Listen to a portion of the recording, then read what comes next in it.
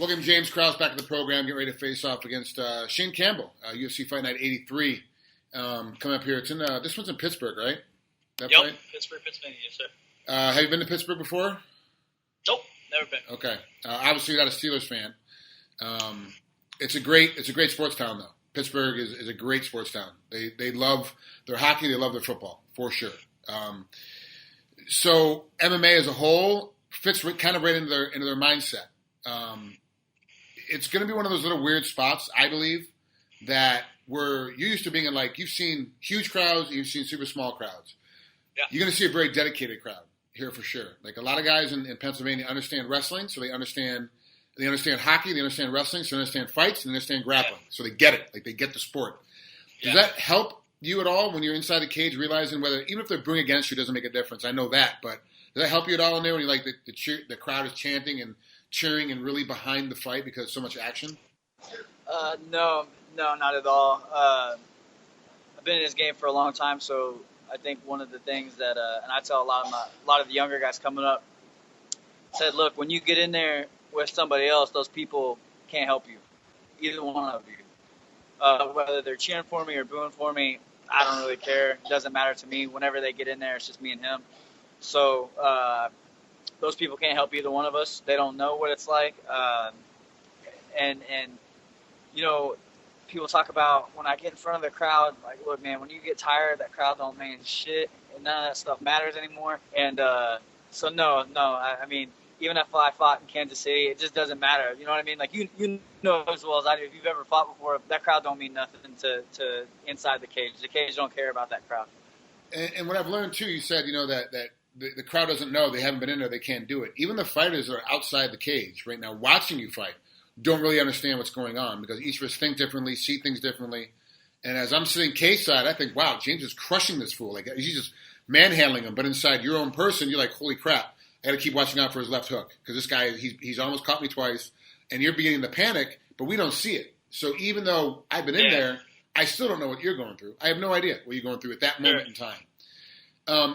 What does... Yeah, mine usually sounds a lot like your first one. It's usually like, I'm killing this guy, and I'm probably not even close to killing him, but I feel like I am. Yeah, right? Well, we all do. We all know that, hey, we're landing more, we're hitting more.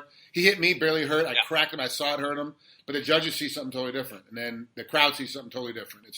It's a melee. It's difficult to task. But I was talking about a left hook. You know, you always want to worry about a left hook. But what's Shane Campbell actually have? I don't know if it's necessarily a left hook. I just picked that out of the air.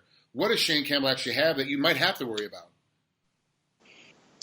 You know, I think he brings some just traditional Thai stuff to the table in terms of like danger. He's fairly dangerous-ish. He hasn't finished a ton of fights. You got to watch for his knees. He's got a really good knee. He brings to the head well. I mean, he's got good elbows. Just traditional Thai stuff, you know. But I think where he lacks, is his footwork and basic movement. And I don't think he fights long. I think he's gonna have a hard time with me. I really do. And you know what I mean? Like, I don't play the inside game very much where he's good at. So, you know, he's gonna have to fight long. He's gonna have to come find me because I'm not gonna be right in front of him like the traditional Thai guys are. You know, I don't just sit there and I don't go, okay, my turn now, your turn now. I don't play that shit. So I think I'm gonna be a difficult matchup for him. You know, and I've focused on my movement and my footwork a lot more than I normally do anyway. And I've kind of changed my style up a little bit, so I'm really excited to get in there and you know, show everybody my new stuff. You say, you know, you don't really think he has that good of footwork, but isn't it traditionally true with Muay Thai guys as a whole anyway that their footwork is basically, like you said, my turn, your turn, my turn, your turn, and there's really no getting out of the way of anything. It's just block and hope I don't get knocked out.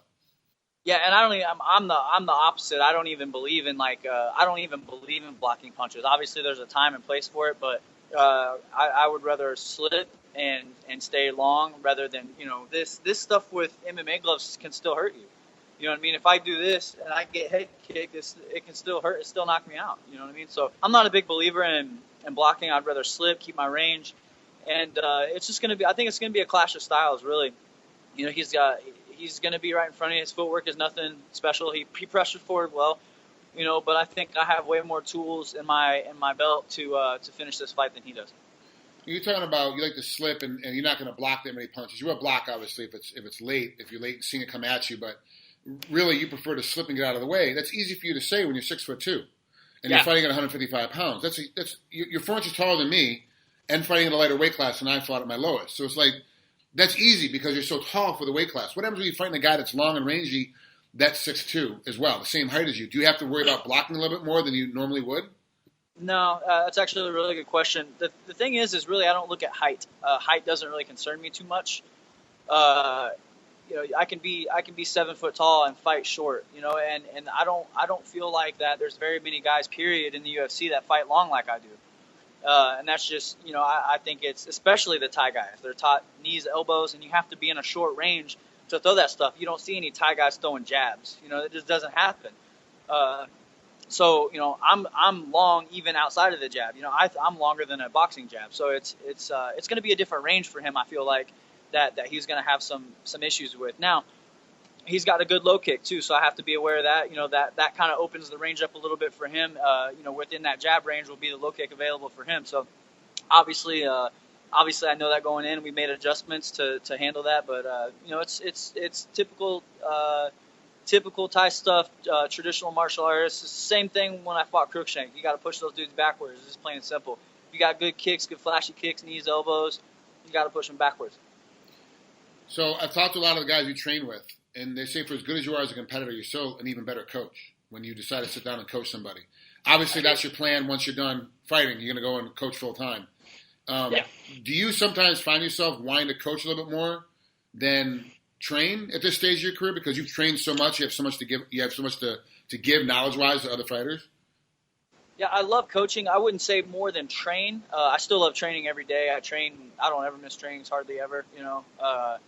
I do love coaching. I think it's sometimes. I think what you're asking is, do I enjoy coaching over training? And the answer is no. I love them both equally. But do I enjoy coaching over worrying about myself sometimes? Yeah, absolutely. But we've had this discussion every time we get on there. It's I know when it's time to turn it off, and I know when it's time to turn it on. And I think I do a pretty good job. I think I do better than anybody else in the world at managing my priorities and in my outside life to adjust for fight. You really do, because obviously Mark Munoz kind of fell apart because he's so busy worrying about range training camp, and that's kind of really wasn't the only thing. It was the catalyst that kind of put him towards his retirement. And I thought he was doing way too much. And I tell you every time off camera, you're doing way too much, and then you always find a way to balance it. You almost should start a program for other athletes of how to balance. It's not a secret. It's hard work. It's whenever these guys go home after morning practice and go rest, I go to work. I just stay at the gym. You know what I mean? It's not anything. I'm not doing anything special. I'm just willing to put more time and effort in than anybody else to accomplish my goals. How's the gym doing as far as membership? You've surpassed your goal so far this year? Yeah, we're right where we need to be. We're at 400 members at one gym, 200 at another. I mean, we're fine. It does great. It does great whenever I'm out of town. I have a really good team behind me, and they do a phenomenal job making sure everything gets done when I'm in town, when I'm out of town. They do a really good job. So, like we talked about before, it's with the gym, I don't even really see it as it doesn't come from my training time. It would come from rest time, if anything. And, so with rest, what does that mean? I overtrain. I mean, I don't feel like I get tired in fights. You know what I mean? I don't feel like I ever show issues with cardio or anything like that. So I don't ever miss trainings because of the gym. You know what I mean? I'm here anyway. I might as well jump on the mat. So as long as I schedule everything out, it's not a big deal to me because I don't miss training. You know what I mean? A lot of these guys, they have whatever they go do, and they miss trainings because of it. I just refuse to let that happen. So, whenever it comes time, it's 5:30 and training starts, I'm in. You know what I mean? I'm on the mat. It doesn't really matter. Doesn't really matter what else is going on with the gym. I just let that go until 7 o'clock when I'm done, and I can handle it then. Perfect.